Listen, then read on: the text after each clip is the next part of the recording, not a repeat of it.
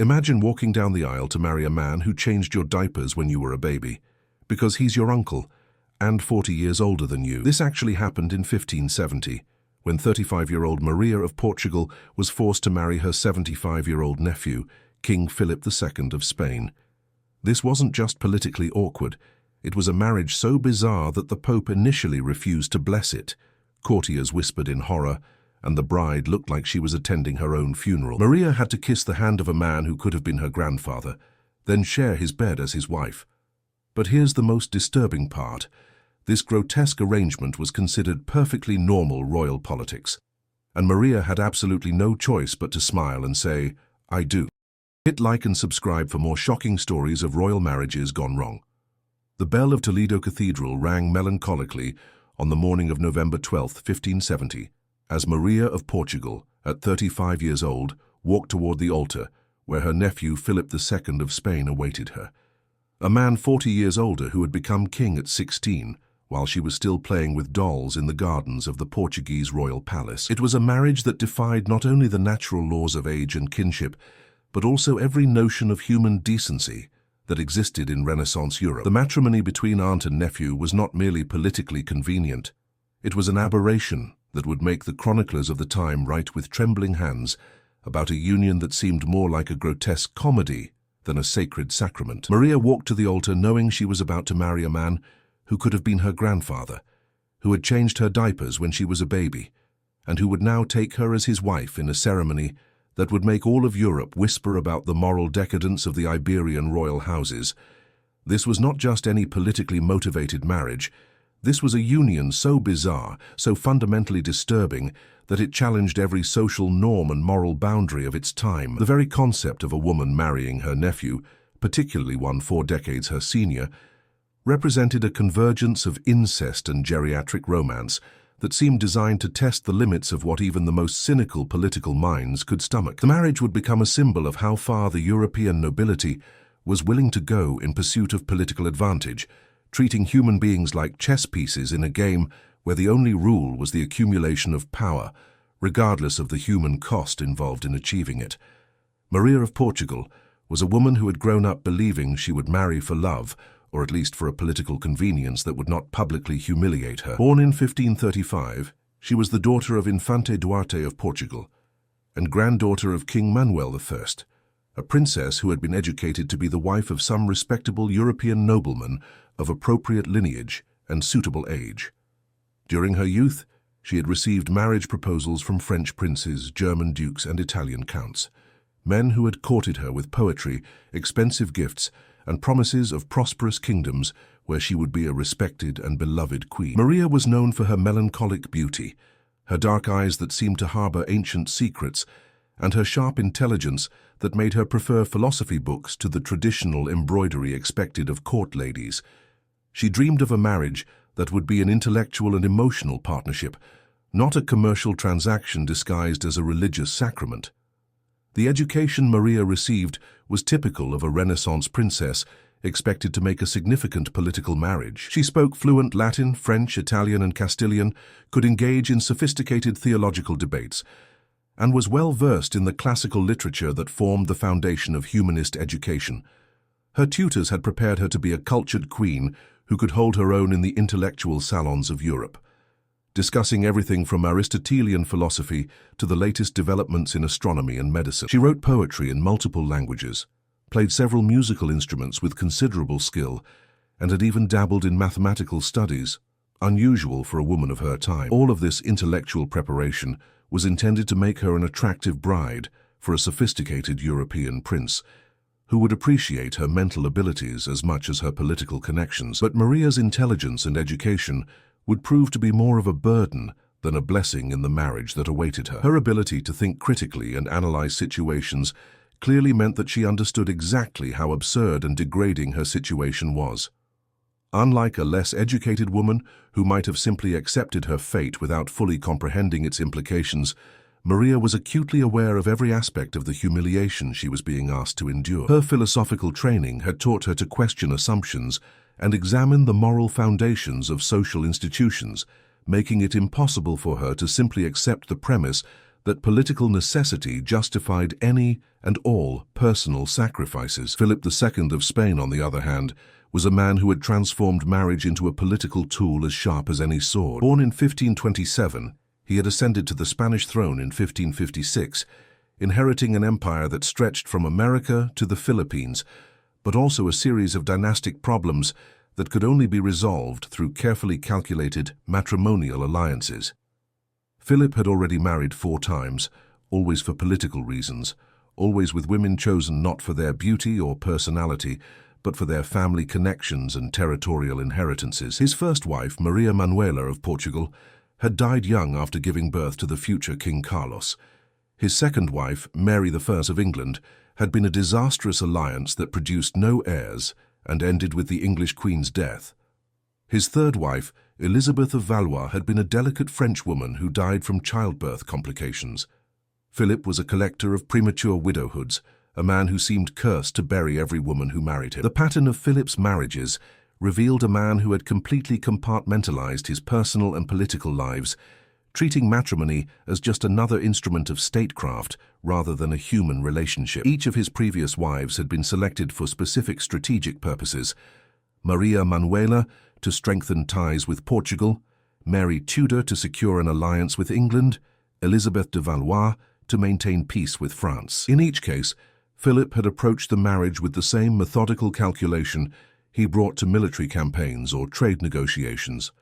The personal happiness or emotional well-being of his wives was never a consideration.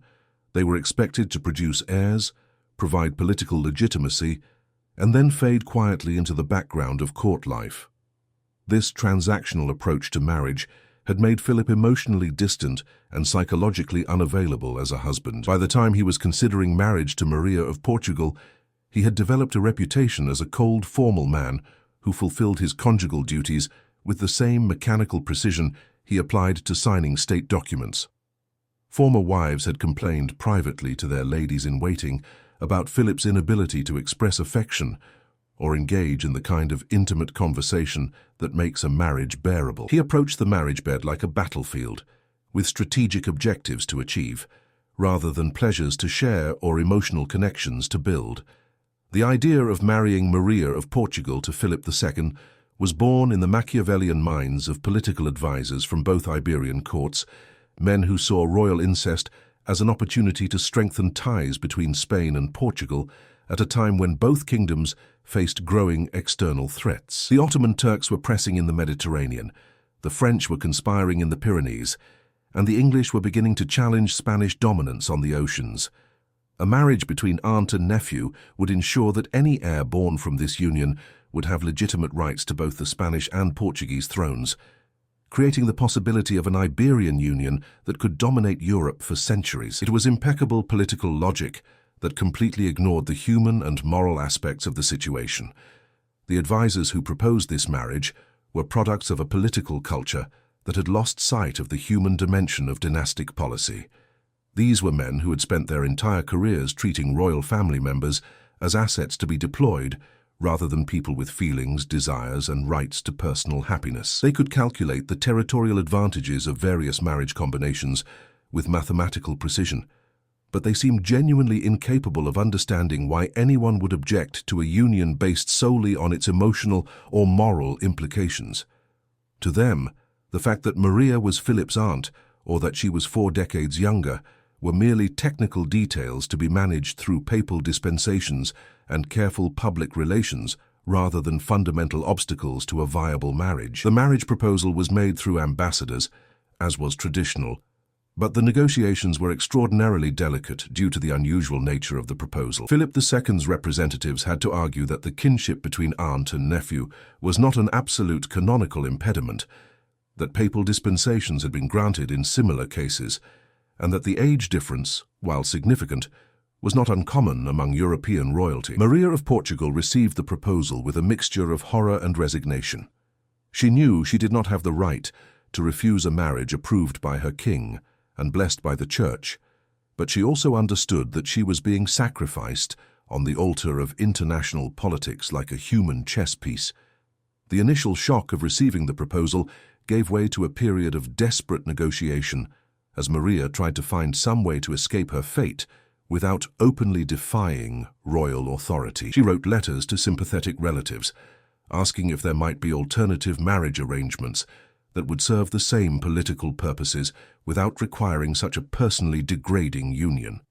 She consulted with trusted advisors about whether there were canonical grounds for refusing the marriage that would not result in her being declared disobedient to church authority. She even considered the possibility of entering a convent, though she knew that such a decision would require royal permission that was unlikely to be granted while she remained politically useful as a potential bride. The negotiations lasted months, with theologians from both courts debating the moral and canonical aspects of the proposed marriage. Pope Pius V initially hesitated to grant the necessary dispensation, concerned about the scandal such a union might cause among Catholic faithful. Letters were exchanged between Rome, Madrid, and Lisbon, each laden with arguments about historical precedents, political necessities, and biblical interpretations that would justify the matrimony. Spanish theologians cited examples from the Old Testament where similar unions had been not only permitted but ordained by God.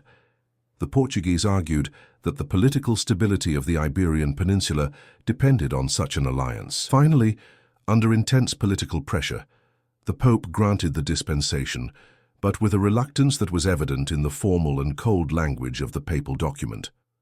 The theological debates surrounding the marriage revealed the extent to which religious authority could be manipulated to serve political ends. Scholars who would normally have condemned such a union found themselves constructing elaborate arguments about why this particular case was different, why political necessity could override normal moral considerations, and why God might actually favor a marriage that seemed to violate natural law. The very fact that such arguments had to be made demonstrated how problematic the marriage was, but the ability of political pressure to overcome religious scruples showed how thoroughly secular concerns had penetrated even the highest levels of church hierarchy. The popular reaction to the marriage announcement was one of shock and barely disguised revulsion. In the taverns of Toledo and Lisbon, people made cruel jokes about the mismatched couple, inventing stories about how Philip had been the first man to hold Maria when she was born and would now be the first to share her matrimonial bed. Court painters struggled to create official portraits of the couple that would not emphasize the glaring age difference between them. Maria appeared as a melancholic young woman beside a man who could have been her grandfather, with graying hair and wrinkles that told the story of decades of political worries and personal tragedies. It was an image that looked more like a portrait of father and daughter than husband and wife.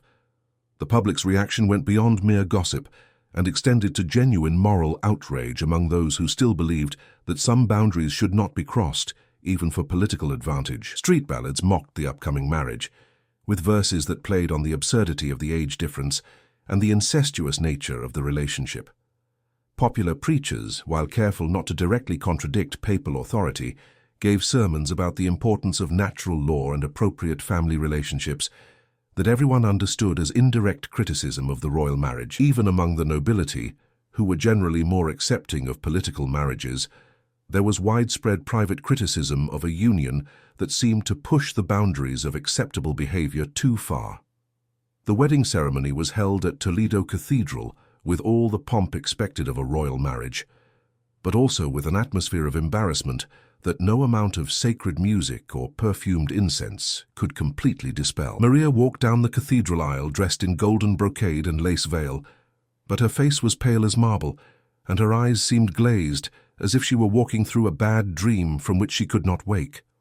Philip awaited her at the altar, dressed in black velvet embroidered with gold thread, his posture erect and formal, betraying no emotion about the strangeness of the situation. The nobles present whispered among themselves about the bride and groom's ages, making mental calculations that revealed the chronological absurdity of the union. The ceremony itself required careful choreography to avoid moments that might emphasize the inappropriate nature of the marriage. The traditional blessing of fertility had to be modified because the idea of a 75-year-old man fathering children seemed almost absurd, while references to growing old together took on an unintentionally comic quality, given that Philip was already ancient by the standards of the time. The exchange of rings became an awkward moment when Philip's arthritis-gnarled fingers struggled to place the wedding band on Maria's young, smooth hand, a physical reminder of the decades that separated them and the unnaturalness of their union. The archbishop who officiated the ceremony had to make subtle adjustments to the traditional marriage liturgy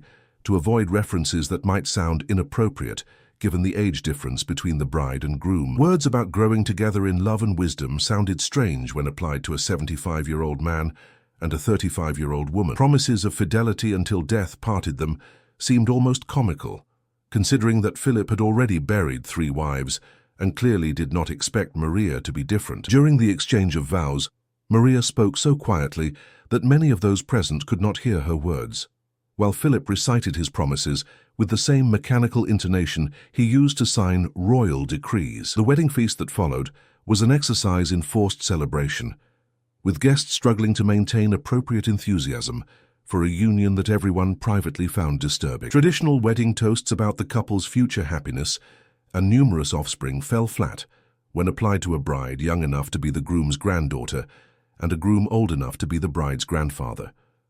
The musicians hired for the occasion had to carefully select pieces that would not inadvertently emphasize the age disparity, avoiding love songs that referenced young passion or folk tunes that celebrated the vigor of youth. Even the wedding menu had to be adjusted to accommodate Philip's dietary restrictions due to his advanced age, creating the bizarre spectacle of a celebration meal designed around the digestive limitations of an elderly groom. The honeymoon was a period of mutual embarrassment that both spouses tried to shorten as much as possible. Philip was genuinely attempting to be a gentle husband, but his advanced age and decades of political marriages had exhausted whatever capacity for romance or passion he might have had in his youth. Maria, for her part, struggled against her natural revulsion at the situation, trying to fulfill her conjugal duties while closing her eyes and thinking about anything except the man who shared her bed. Attempts at conversation between them were painfully forced, with Philip talking about international politics and administrative matters, while Maria responded with polite monosyllables. It was as if grandfather and granddaughter were pretending to be husband and wife in a poorly rehearsed theatrical performance.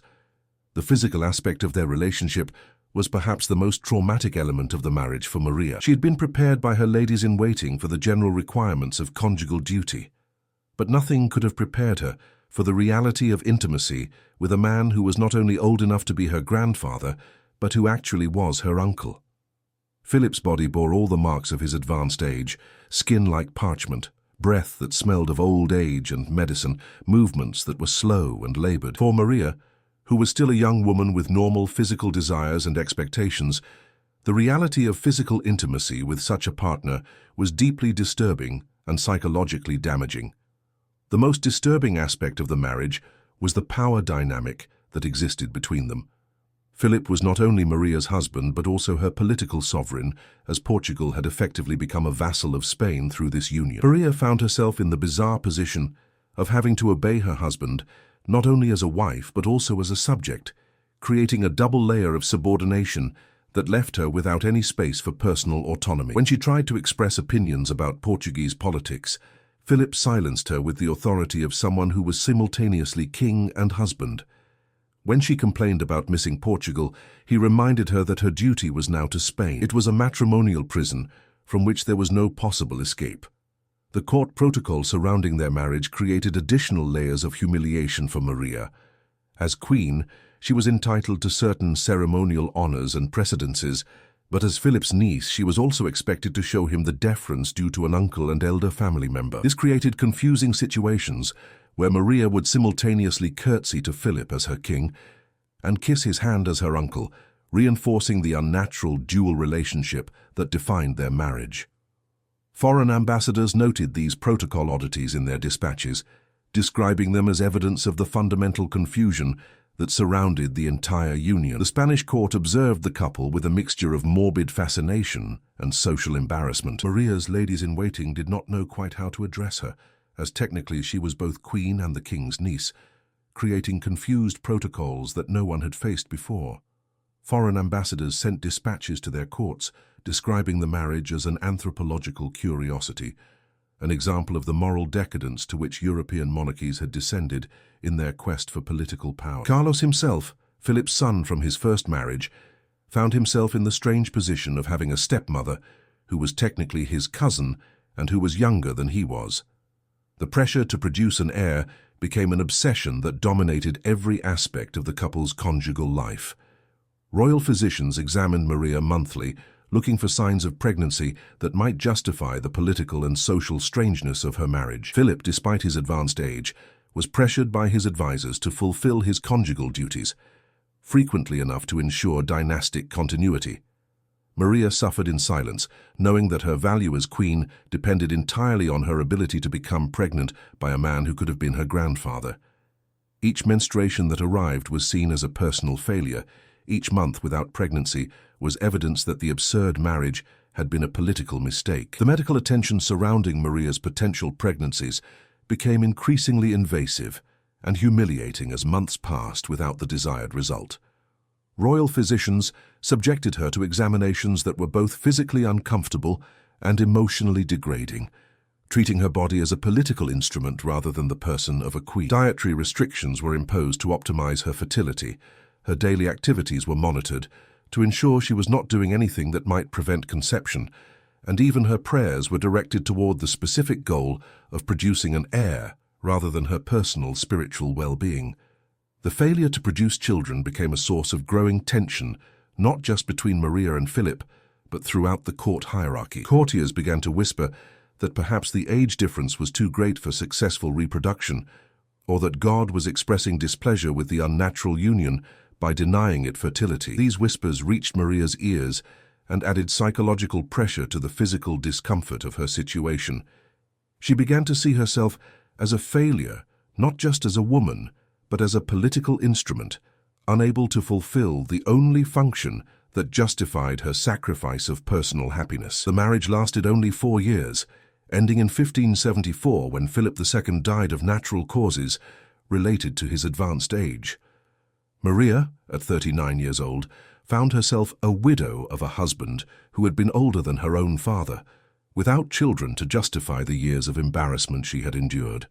Philip's death was received by her with a relief that she had to carefully hide behind appropriate official mourning. For the first time in 4 years, she could sleep alone, eat without someone observing whether she was gaining weight that might indicate pregnancy, and speak without having to ask permission from a husband who was simultaneously her uncle and her king.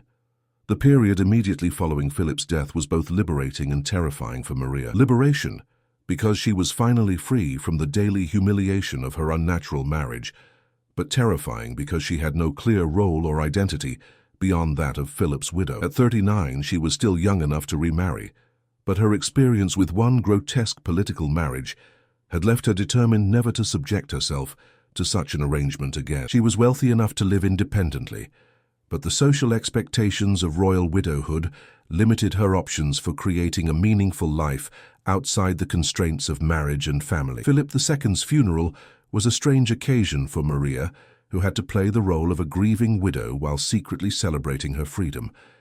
Dressed in black from head to toe, she walked behind her husband's coffin with an expression of solemn mourning that concealed her true feelings. Contemporary chroniclers noted that her tears seemed more of relief than sadness, and that she appeared to have recovered some vitality she had lost during the years of marriage. Maria knew she was finally free to live the rest of her life as a normal person, not as a piece in a bizarre political game. The funeral ceremonies extended for weeks, as was appropriate for a king of Philip's stature, and throughout this period, Maria had to maintain the facade of appropriate grief while internally rejoicing at her liberation. She received condolences from fellow royalty across Europe, many of whom had privately criticized her marriage, but now expressed conventional sympathy for her loss. Reading between the lines of these condolence letters, Maria could detect relief that the scandal of her marriage was finally over, and that the embarrassment it had caused to European royal families could now be forgotten. After Philip's death, Maria retired to a convent in Portugal, where she spent her final years in prayer and contemplation. She never spoke publicly about her marriage, maintaining a dignified silence about an experience that had been simultaneously the greatest honor and greatest humiliation of her life. The nuns who lived with her in her final years said she sometimes woke in the middle of the night screaming, as if reliving nightmares from her matrimonial past. Maria died in 1577, 3 years after becoming a widow, and was buried with a simplicity that contrasted dramatically with the pomp of her royal wedding. The convent years provided Maria with the peace and dignity that had been denied to her during her marriage, but they also revealed the permanent psychological damage that her experience had inflicted. The nuns who cared for her noted that she was extraordinarily generous in her charitable works, as if trying to atone for something, though they could never understand what sin she felt she had committed. Her prayers often focused on themes of forgiveness and redemption, suggesting that she struggled with feelings of guilt about her role in a marriage that she had been powerless to prevent or control. The story of the marriage between Maria of Portugal and Philip II became a symbol of how dynastic politics could corrupt even the most basic aspects of human life. It was a matrimony that violated not only social norms, but also the most fundamental human instincts about appropriate family relationships. The fact that it was blessed by the Church and celebrated with royal pomp could not disguise its fundamentally grotesque and inhumane nature. The marriage demonstrated how political necessity could be used to justify almost any violation of human dignity, turning people into commodities to be traded in pursuit of territorial and dynastic advantage. The legacy of the marriage was both politically and personally disastrous. It did not produce the heirs that were its primary objective, did not strengthen the alliance between Spain and Portugal as expected, and created a dangerous precedent for future dynastic marriages that challenged social norms. More importantly, it destroyed the life of a woman who deserved a better fate than being sacrificed on the altar of male political ambition. Maria's story serves as a reminder that behind every political alliance were real human beings, whose personal happiness and dignity were considered expendable in the pursuit of dynastic power. The marriage also had broader implications for the reputation of European monarchy, during a period when royal authority was increasingly being questioned. The spectacle of an elderly king marrying his young niece provided ammunition for critics who argued that hereditary monarchy was fundamentally corrupt and that royal families had lost touch with basic moral principles. Protestant propagandists in particular seized on the marriage as evidence of Catholic moral decay, using it to argue that papal authority was willing to sanction any perversity in exchange for political support. Today, when we study the history of European monarchies, the marriage between Maria of Portugal and Philip II serves as a dark reminder of how the powerful were capable of distorting even the most sacred institutions to serve their political purposes. It was an absurdity presented as normalcy, a perversion disguised as sanctity, a human tragedy celebrated as political triumph. Maria of Portugal deserves to be remembered not just as the woman who married her uncle 40 years her senior, but as a victim of a system that considered women as political property to be traded between men who never cared about their personal well-being or human happiness. The marriage represents one of the most extreme examples of how royal women were treated as political assets rather than human beings with rights to personal autonomy and happiness. Maria's story illustrates the complete powerlessness of even high-ranking women in a system designed to serve male political interests, where a princess could be forced into an incestuous marriage with an elderly relative simply because it served dynastic purposes. Her sacrifice demonstrates the human cost of a political system that treated marriage as a tool of statecraft rather than a personal relationship between equals. The lasting lesson of this bizarre marriage is that political expediency, no matter how compelling, cannot justify the complete sacrifice of human dignity and personal happiness. Maria of Portugal's story serves as a warning about the dangers of a political system that treats people as expendable resources in the pursuit of power, and as a tribute to the resilience of the human spirit in the face of institutional cruelty disguised as duty and honor.